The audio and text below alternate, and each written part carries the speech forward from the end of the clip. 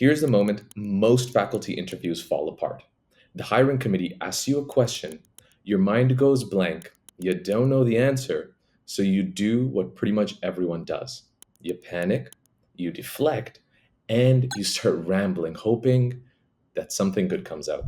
My name is Horace, and I've been a university lecturer for almost a decade now. I've sat on hiring committees, I reviewed thousands of resumes, I've conducted hundreds of interviews, and I've seen what gets people hired and what doesn't. And I started Professor Town to share that information with aspiring professors and lecturers. Today, I wanted to share a framework that I like to use when I don't know how to answer a question in a faculty interview or a job talk or a campus visit. And it has a fun, easy acronym, the C.L.E.A.R framework. And I'm going to teach it to you now. Let me show you what most people do when they don't know the answer. Someone on the search committee asks, how would you handle a student who challenges your grading criteria in front of the entire class?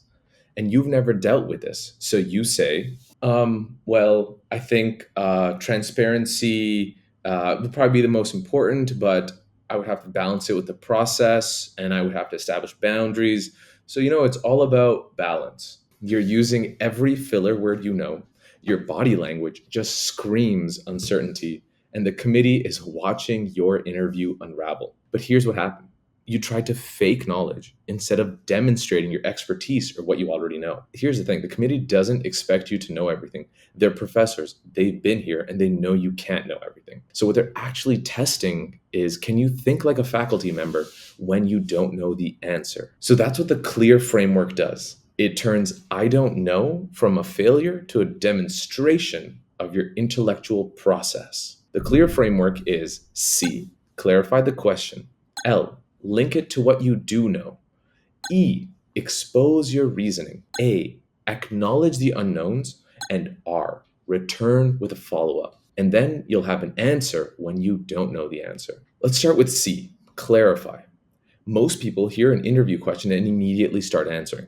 But when I don't know what the answer is, my first move is to try to buy myself time and make sure I'm answering the right question. And so here's how it sounds in practice. That's a great question.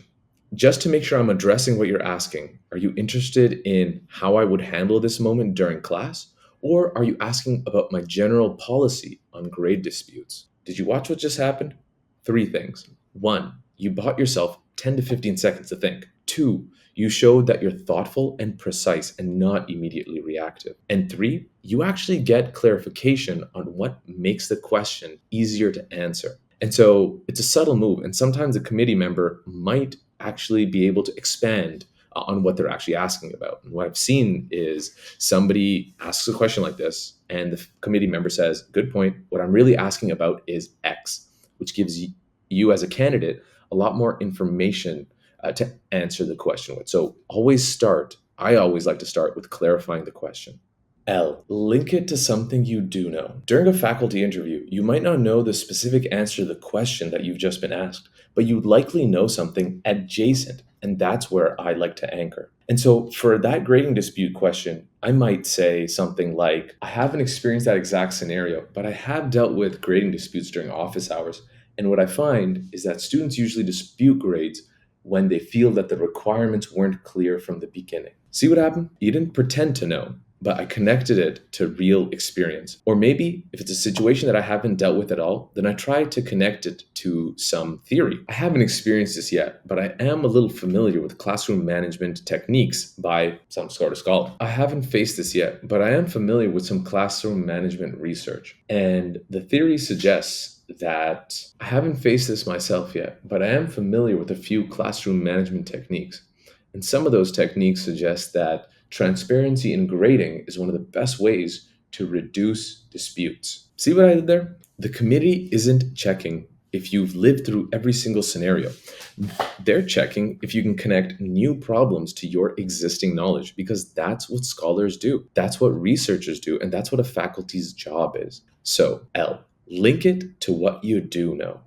Expose your reasoning out loud. This is where most people think they're supposed to hide their thought process, which is absolutely wrong. Your thinking is the answer. And so you want to walk them through your thinking. And so what I like to say is something like, if a student challenges my grading in front of the class, I'd be balancing a few things. First, I'd want to validate their question. I don't want to shut down any critical thinking. Second, I need to maintain my authority without being defensive. And third, I have to consider that there are 40 other students watching how I handle this situation. In that answer, I'm not giving a perfect solution. I'm showing how I might analyze problems. I'm showing the trade-offs that exist, right? If I address it immediately, if I validate the student, I might lose class time. If I defer to office hours, I maintain control but risk losing. I validate the student but might lose class time. If I defer to office hours, I might control the classroom, but I risk looking a little evasive. And this is what distinguishes you from someone who just memorized interview answer. You're thinking like a faculty member. You're thinking out loud in real time. So it's important to expose your reasoning. Acknowledge the unknowns. This is the part people skip because they think it makes them look weak or foolish. It's actually the opposite. When someone says, what I'm not sure about is whether addressing it publicly might make it better or worse, I could see the argument both ways. Or maybe saying something like, I'd like to know a little bit more about institutional culture. Some departments expect you to handle it in the moment. Others might want you to defer. In that situation, you're actually showing a little intellectual humility. You're showing you understand the limits of what you know and what you don't know. And here's the key. You're showing that you won't make decisions without enough information. That's a good thing from the hiring committee because we've seen so many candidates who are so confident they make terrible decisions. Acknowledge what you don't know. And I think it makes you a lot more credible in what you do know. Return with a concrete follow-up. During faculty interviews, I don't like seeing a question ending in uncertainty. So I like to see an answer that always ends with a plan. And so here's what I would do.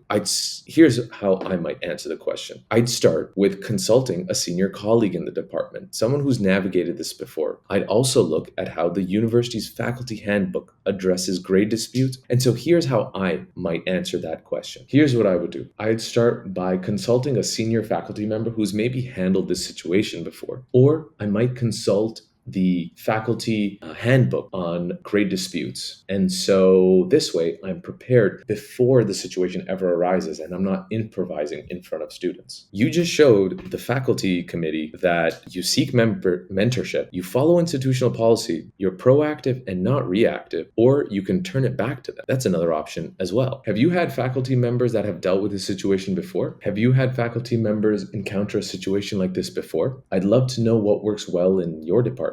See, this is an interesting way to handle it because now you're interviewing them. You're showing that you're coachable. And so I think it's really important to return with a follow-up, a concrete plan every single time. Okay, so let's try to see this whole thing in action. So when a committee member asks, how would you handle a student who challenges your grading criteria in front of the entire class? And here is your clear answer. That's a great question. Are you asking how I'd handle it in that situation or what my general policy is on grading disputes? I just want to know what you would do in that moment. Got it. So in that moment, I have to admit, I haven't experienced that exact same situation before, but I have had students dispute their grade during office hours.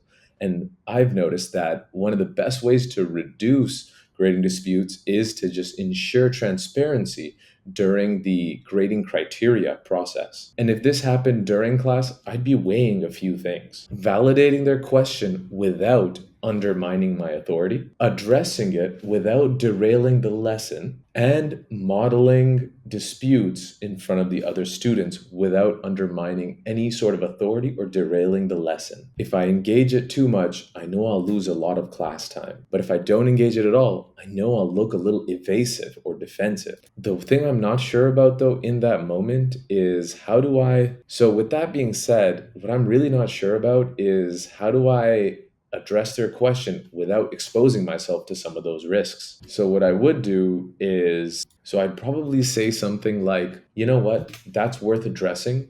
And I think you can come talk to me after class so we can take that up. That's worth a longer discussion. So why don't you come talk to me after class? And so I can understand your concern. Then I'd make a note to review my syllabus or discuss with a senior colleague. And then I'd make a note to review the syllabus for any policies. conduct with any senior faculty for any advice that they might have? And so this is a really interesting question. I'd love to know how your department typically handles something like this, just to see how you guys deal with it. And that's the C.L.E.A.R framework. And here's the truth. I don't know typically isn't a career killer. However, poor thinking is. And so the C.L.E.A.R framework shows committees you can handle uncertainty like faculty are supposed to, with structure, intellectual honesty, and a real plan.